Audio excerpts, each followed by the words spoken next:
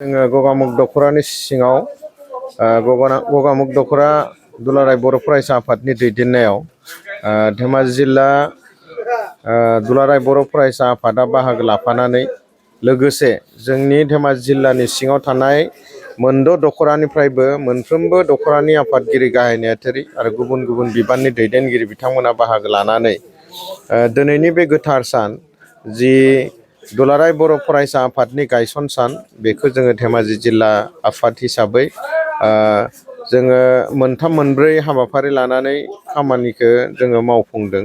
दा बेवहाय जोङो गिबि खामानि हिसाबै फिरफिला बिरहोनाय, नैथि हिसाबै बड'फानि सावगारियाव बिबार बावनाय, थामथि हिसाबै जोङो मुंख्लंफोरनो बिबार बावनाय, ब्रैथि हिसाबै जोङो गोजोननि थाखाय फारौ बिरहोनाय, आरोबाव जोङो सांग्रांनि थाखाय रायजोफोरनि सांग्रांथिनि थाखाय गोजोन साइकेल हान्जा सुरनाय बे हाबाफारिखौ जोङो मावदों।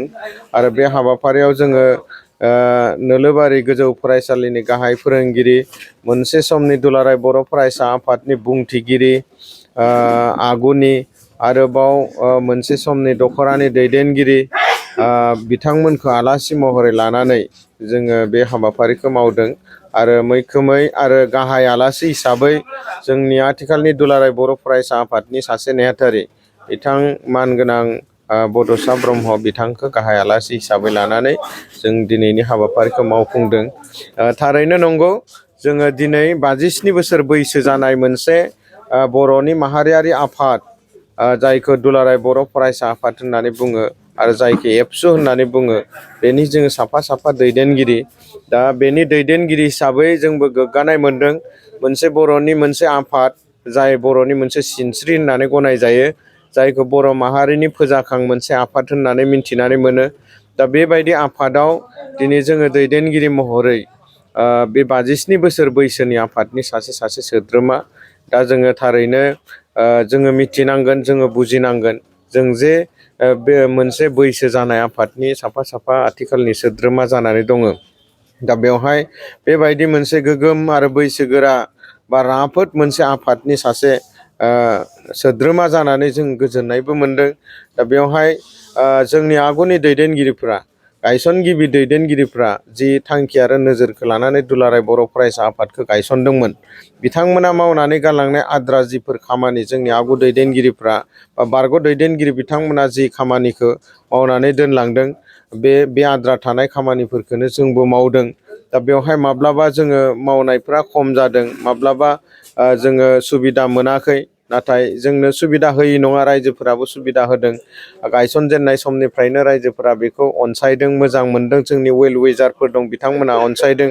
दा बेबायदिनो जोंनि समावबो आरो फैबाय थानाय समफोरावबो रायजो राजाफोरा, जोंनि वेल विजारफ्रा जाहाथे दुलाराय बर' फरायसा आफादखौ अनसायो आरो नोजोर होयो, दिथा होयो आरो दावगालांनो आरो बर' माहारिनि खौसेथि थामोनथाय आरो दावगाथायनि थाखाय खामानि मावनो खाबु होयो, बेखौ जोङो मिजिंथिदों।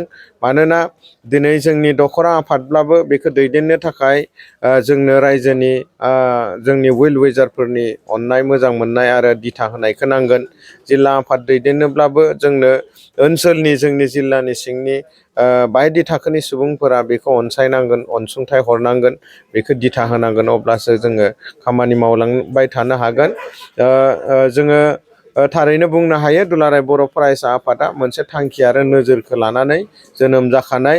बे थांखि आरो नोजोरजोंनो दुलाराय बर' फरायसा आफादा दिनै गोबांथार बर' माहारिनि देरहासारनाय, बर' माहारिनि खैदां खैफोदखौ रैखा खालामनाय बे हाबाफारिफोरखौ लाबोगासिनो दं, मावबोगासिनो दं। आरो जोनोम जानायनिफ्राय दुलाराय बर' फरायसा आफादनि हेफाजाब मददजोंनो दिनै बर'फोरा मोनथाम एकर्ड मोनबाय। आथिखालाव जि थामथि एकर्ड, बिटिआर एकर्डनि जि दफाफोर मावफुंनाय, बे मावफुंनायनि सायाव दुलाराय बर' फरायसा आफादा माखासे सागानगिरि आफादफोरखौ लाफानानै खोब गोसो मोदोम होसारनानै बा सरकारखौ नारसिनथायजों खामानि मावबाय दं। जोङो मिजिंथियो दुलाराय बर' फरायसा आफादनि फैबाय थानाय, आथिखालाव मावबाय थानाय आरो इयुनसिमबो मावलांबाय थानाय दैदेनगिरिफोरनि गेजेरजों बर'आ मोनसे गेरेमसा बर' माहारि जाहैगोन एबा गेरेमसा माहारि हिसाबै जोङो थांनानै थानो हाहैगोन। बेनि संदानलांनाय खामानिखौ दुलाराय बर' फरायसा आफादा मावलांबाय थागोन आरो जों आथिखालनि दैदेनगिरि हिसाबै जोंबो गासैनिबो अनसायनाय मोजां मोननाय आरो दिथाजों खामानि मावलांबाय थानो आवगायलांगोन। बेसेबांसो सुबुंफ्रा बाहागो लादों? थारैनो साइकेल रेलियाव जोङो उन्दै उन्दै फरायसुला फरायसुलिफोरखौबो बेवहाय जोङो लाफानानै साइकेल रेलि खालामदों आरो जोंनि जिल्लानि सिङाव मोनद' दख'रा दङ। बे मोनद' दख'रानिफ्राय मोनफ्रोमबो दख'रानि बिबानगिरिफोरा बाहागो लाफैदों। खोब सम्भब बिदिनो 300-400 बिदिनि गेजेराव जोंनि साइकेल रेलिया जानो हागौ बा बिनि खमबो जानो हागौ। एक्जेक्टलि जों साननाय बिदि लायाखिसै, नाथाय बोथोरा एसे जोंखौ उसुबिदा खालामदों। बोथोरनि थाखाय जेरैबायदि जानांगौ बेबायदि जायाखिसै। खोब सम्भब बोथोरा जोंखौ खाबु होनायमोनब्ला बेनिख्रुइ साबसिन जागौमोन। दा जोङो सोलायनायनि थाखाय दा बेवहाय जोङो सोलायनाय होनोब्ला जोंनो थारैनो गोग्गो सोलोंथाइ नांगौ। सोलोंथाइयानो बयनिख्रुइबो गोनांसिन मोनसे जोंनि लानांगौ मोनसे बाहागो एबा आयदा। सोलोंथाइनि गेजेरजों जोङो मुलुगखौनो सोलायहोनो हायो होननानै बुंदों। दा जोंनो ओंखायनो गोग्गो सोलोंथाइ जों लानायनि थाखाय बर' बिजोङाव फरायनायाव जोङो बयबो बाहागो लालायनांगौ। दा बेनि थाखाय जोङो दिनै साइकेल सालायनानै रायजोफोरखौ फोरमायदों जोंनो गोग्गो मोनसे समाज नांगौ। बेनि थाखाय जों रायजोखौ जोङो फोरमायदों जायहा सोलोंथाइ गैया बे मुलुगाव थांना थानायनि जेंना जायो। बेनि सायाव जोङो फोरमायदों जौ जुवा फेग्रा मुवानिफ्राय जों गोजानाव थानांगौ। बेनि थाखाय जोङो फोरमायदों। दा बेबायदि माखासे बाथ्राफोरखौ लानानै जोङो उन्दै उन्दै फरायसुला फरायसुलिफोरखौबो बाहागो लाफा होनायजों लोगोसे गासै रायजोनो जोङो 3 किल'मिटारनिबो बारा लामा हान्थिनानै रायजोफोरखौबो जों फोरमायबोदों। दिनै दुलाराय बर' फरायसा आफाद एबा एबसुनि गायसन सान एबा फाउन्डेसन डे 52थि फाउन्डेसन डे। दा बेजोंनो लोब्बा लाखिनानै धेमाजि जिल्ला दुलाराय बर' फरायसा आफादा फुंनिफ्राय फिरफिला बिरहोनाय आरो बड'फानि सावगारियाव बिबार बावनाय आरो मुंख्लं खाम्फायाव बिबार बावनाय आरो बेजों लोगोसे गोजोन थासारिखौ हास्थायनानै फारौ बिरहोनाय बे हाबाफारिखौ मावफुंनानै आरो लोगोसे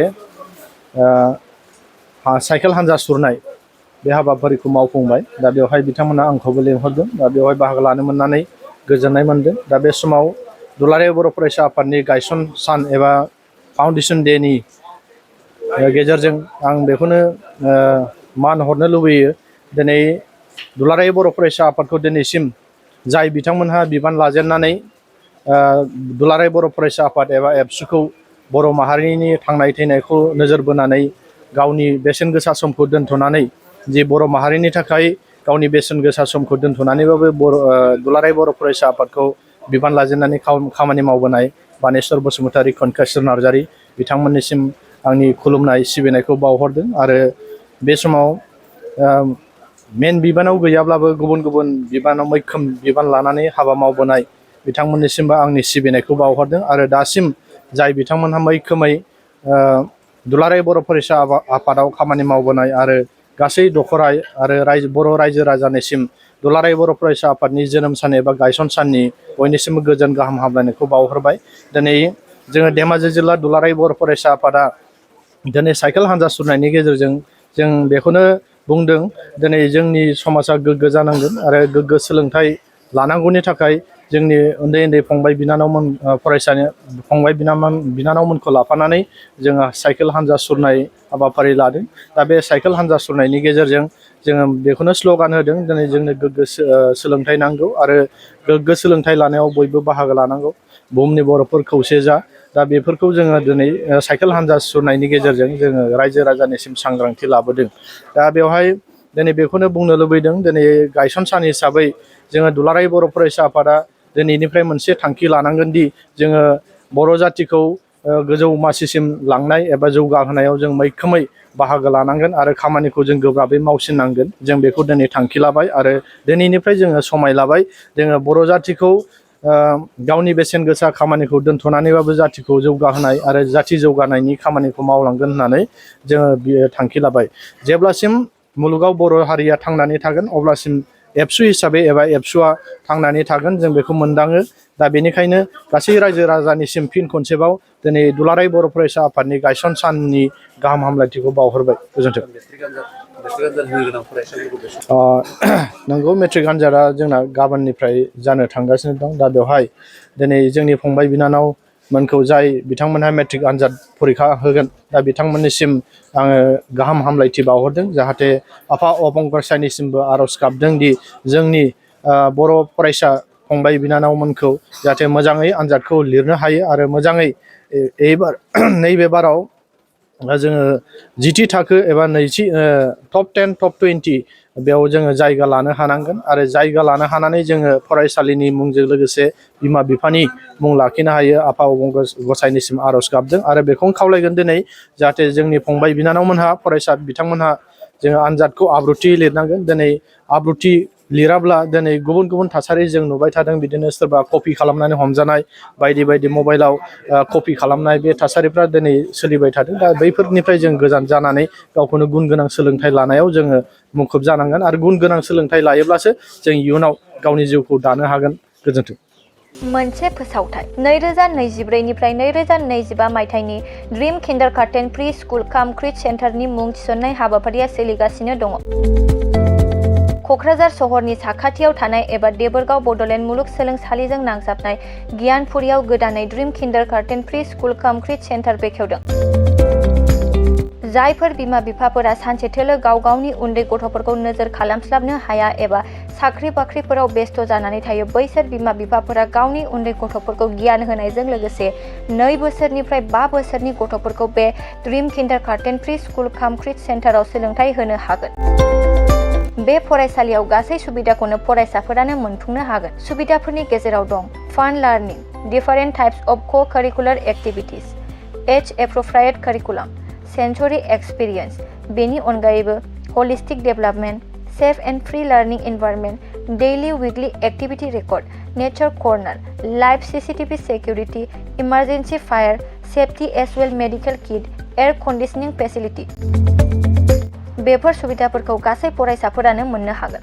बेनि अनगायैबो नोंथाङा गोबां बाथ्रा मिथिनो थाखाय नैबे 8638454887 एबा 9101156459 जानबुं नाम्बाराव फन खालामनानैबो खौरां लाहरनो हागोन।